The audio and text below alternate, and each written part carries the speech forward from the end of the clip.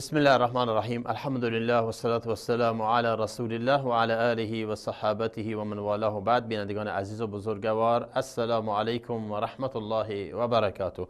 با برنامه خدمت شما هستم که هر شب بعد از این سریال میمون مبارک با آن آشنا هستید، با صحابی از اصحاب رسول اکرم صلی الله علیه و سلم. امروز یکی از شیرمردان دلاور و مجاهدان خستگی ناپذیر و یکی از شهدای صدر اسلام، سید الشهدا حمزه ابن عبدالمطلب.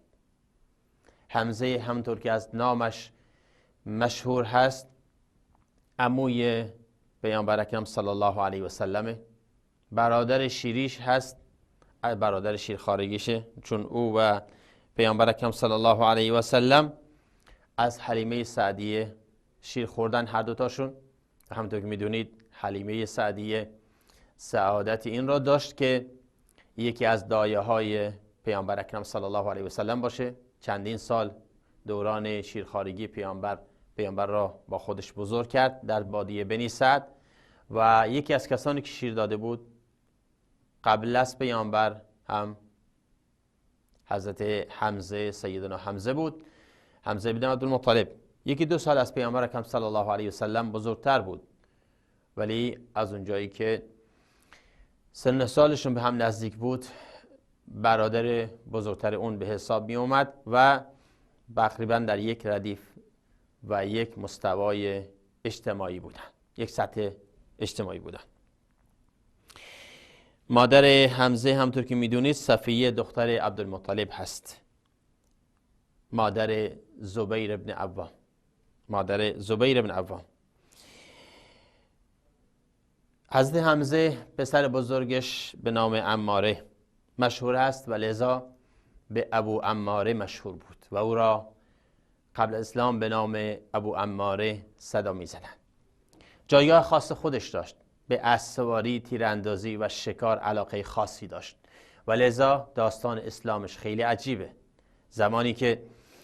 زمانی که عده‌ای از مشرکین و کفار مکه به پیامبر اکرم صلی الله علیه و سلم اهانت می‌کردند و علی خصوص ابو جهل در رأس اونها، این اهانت ها به گوش حمزه رسید.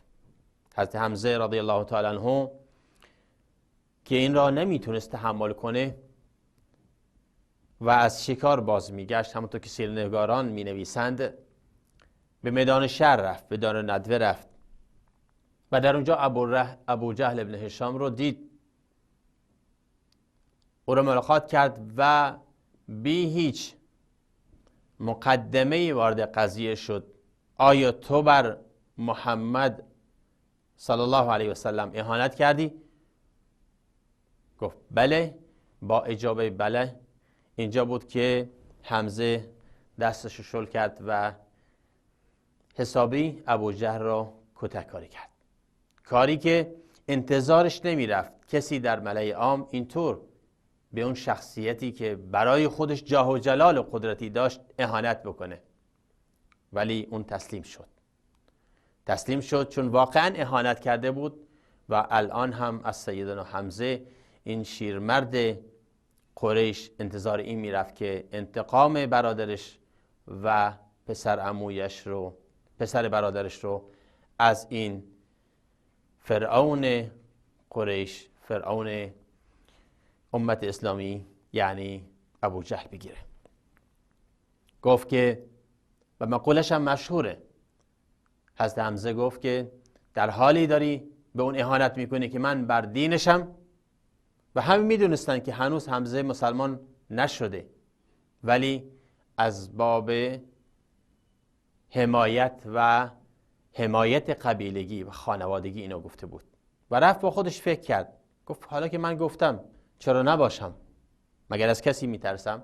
و لذا اسلام خودش رو آشکار کرد، مسلمان شد و اسلام خودش رو علنی کرد و در کنار پیامبر ایستاد. با اسلام دو شخصیت بارز، حضرت حمزه و حضرت عمر، مسلمان ها جون گرفتن و با جان گرفتن اونها عظمت اسلام روز به روز بیشتر میشد و اونجا بود که بزرگان قوم احساس میکردن که روزگارشون روز به روز داره تیره میشه.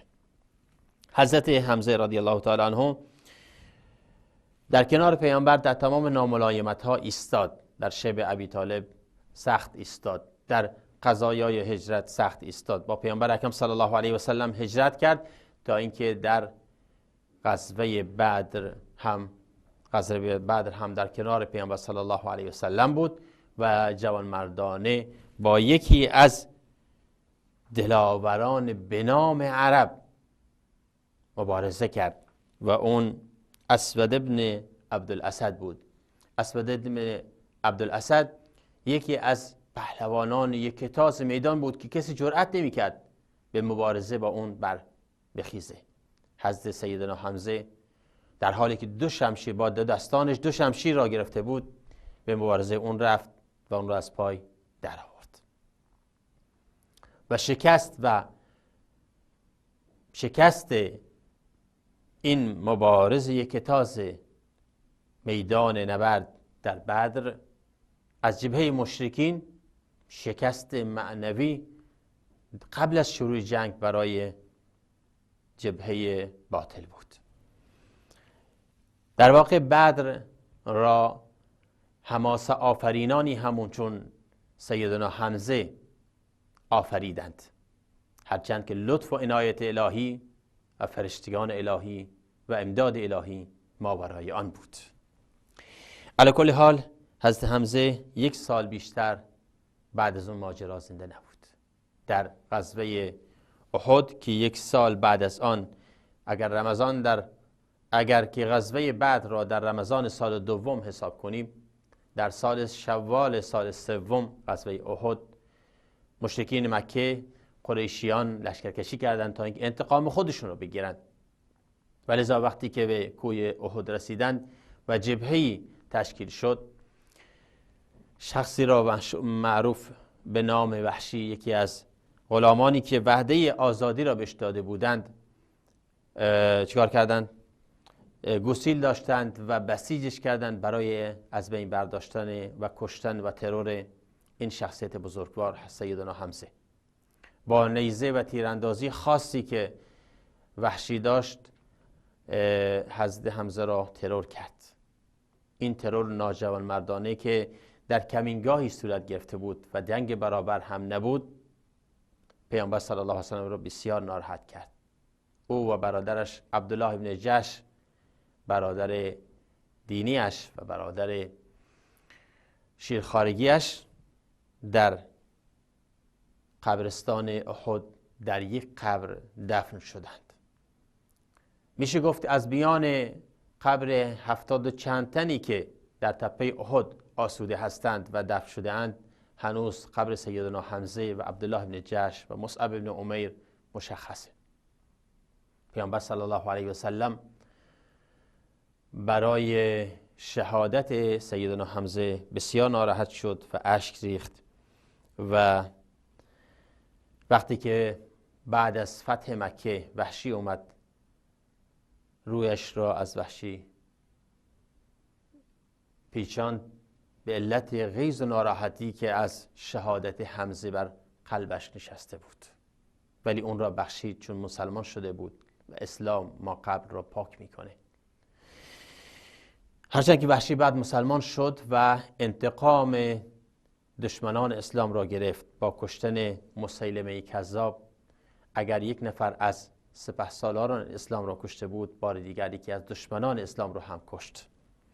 علی کل حال حضرت حمزه رضی الله تعالی عنه در سن 59 سالگی در میان شهدای احد بود و در همون جا هم دفن شد.